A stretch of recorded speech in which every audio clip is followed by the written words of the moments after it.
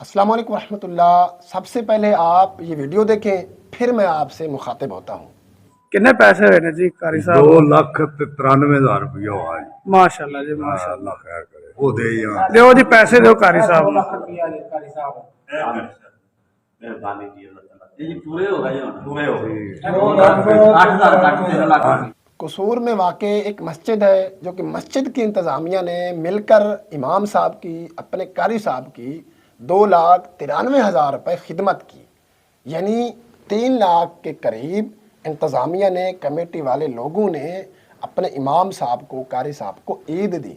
मैं ऐसी इंतज़ामिया, ऐसी कमेटी वालों को यकीनन मोहब्बत भरा सलाम पेश करता हूँ कि उन्होंने बहुत बड़ी मिसाल कायम की। देखिए, अगर हम अपने अपने इलाके की मस्जिद, अपने अपने इलाके के कारी साहब, इमाम साहब की इसी तरह मुनासिब खिदमत किया करें, इसी तरह उनसे मोहब्बत से पेश आएँ, उनसे इसी तरह प्यार करें, तो ये तबका भी माशी तौर पर मुस्तहकम हो सकता है। देखें, खुशहाल तबके में एक पावर होती है, वो पावर है पैसा। आप अगर पैसे को किसी भी सेक्टर पे लगा देते हैं तो डेवलप हो जाता है। आप पाकिस्तान के किसी भी सेक्टर को ले लें, अगर वो डेवलप है तो ये पैसे का कमाल है। आप फ़ौज को ले लें, किसी भी मुल्क की मिलिट्री अगर मजबूत है, अगर स्ट्रॉन्ग है, तो ये सब पैसे का कमाल है। इससे पता चलता है कि अगर आप पैसे को किसी भी सेक्टर पे, किसी भी कंपनी पे, किसी भी इदारे पे, किसी भी जगह पे, किसी भी माशरे पे, किसी भी फ़र्द पे अगर लगा देते हैं, खर्च कर देते हैं, तो डेवलप हो जाता है वो।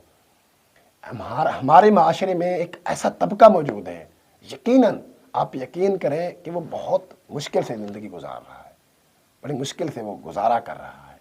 वो तबका है दीनदार तबका। आप मस्जिद के कारी साहब के पीछे जुम्मा की नमाज़ पढ़कर, अपने जूते पहनकर ऐसे दौड़ लगाते हैं, आप पीछे मुड़कर नहीं देखते, कभी उनके हालात पूछ लें।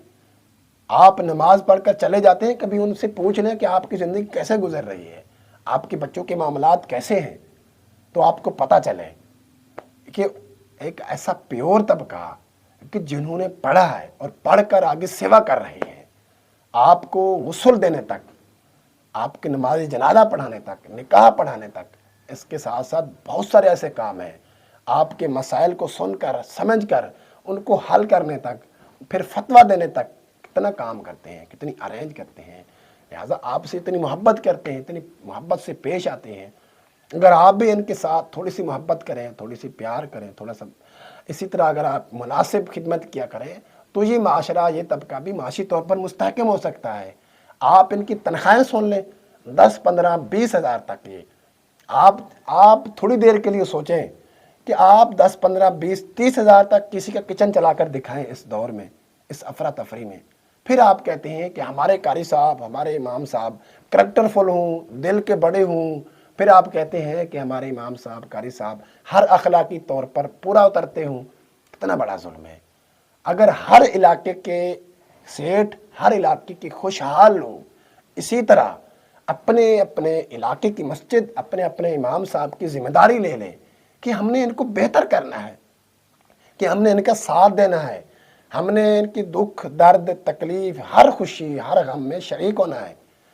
कुरान का मैसेज है, अल्लाह ताला फरमाता है कि हर उसके लिए, हर उनके लिए अजर है, उनके लिए सवाब है जो दीन के काम करने वालों की मुआवनत करते हैं, उनकी हेल्प करते हैं। ये कुरान का मैसेज है, अल्लाह ताला का फरमान है।